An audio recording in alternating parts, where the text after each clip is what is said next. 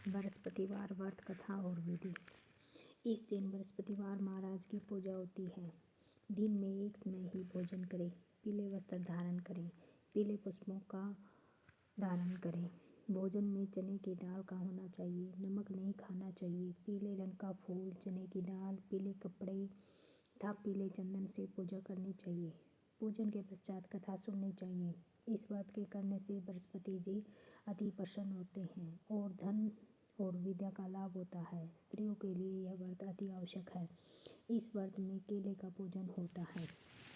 बृहस्पतिवार व्रत कथा आरंभ।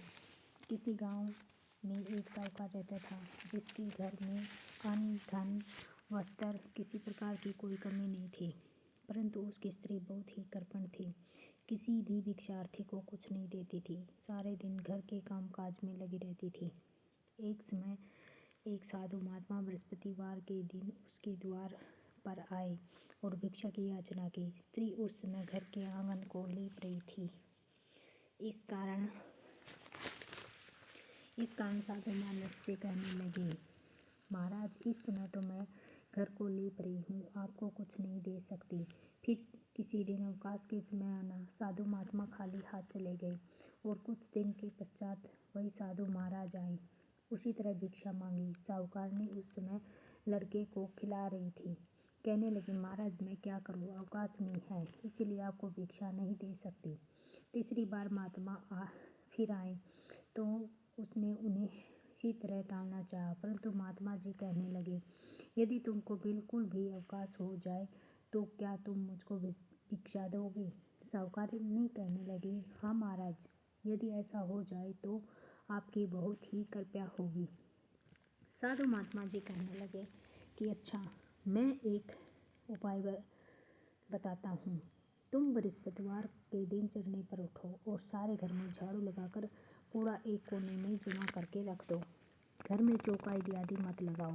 फिर स्नान आदि करके घर वालों से कह दो उस दिन सब हजामत अवश्य बनवाएं। रसोई बनाकर चूल्हे के पीछे रखा करो, सामने कभी न रखो।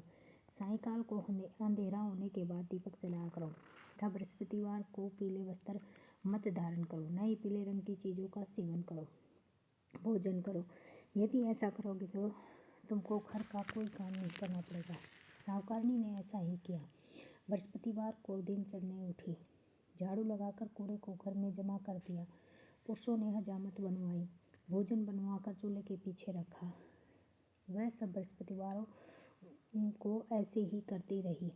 अब कुछ काल बाद घर में खाने को दाना न रहा। थोड़े दिनों में महात्मा फिर आए और भिक्षा मांगी, परंतु सेठानी ने कहा, महाराज, मेरे घर में तो खाने को अन्न भी नहीं है, मैं आपको क्या दे सकती हूँ।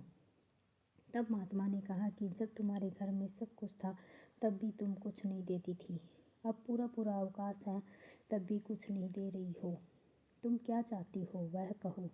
तब सेठानी ने हाथ जोड़कर प्रार्थना की, हे महाराज, अब कोई ऐसा उपाय बताइए कि मेरे पहले जैसा धन धान्य हो जाए। मैं प्रतिज्ञा करती हूँ कि अश्वमेध जैसा आप कहेंगे वैसा ही करूँगी। तब महात्मा जी ने कहा, बृहस्पतिवार को प्रातःकाल उठकर स्नान से निवृत्त होकर गौ के गोबर से लीपो तथा घर के पुष्प हजामत न बनवाएं। भूखों को अन्न जल देती रहा करो। ठीक सायंकाल दीपक जलाओ। यदि ऐसा करोगी तो तुम्हारी सब मनोकामनाएं भगवान बृहस्पति जी की कृपा से पूर्ण होंगी। सेठानी ने ऐसा ही किया और उसके घर में धन धान्य वैसा ही हो गया जैसा कि पहले था। इस प्रकार भगवान बृहस्पतिवार जी की कृपा से अनेक प्रकार के सुख भोग कर दीर्घकाल तक जीवित रही। आप सबको कथा कैसी लगी कमेंट बॉक्स में ओम श्री नारायण नमः जरूर लिखें।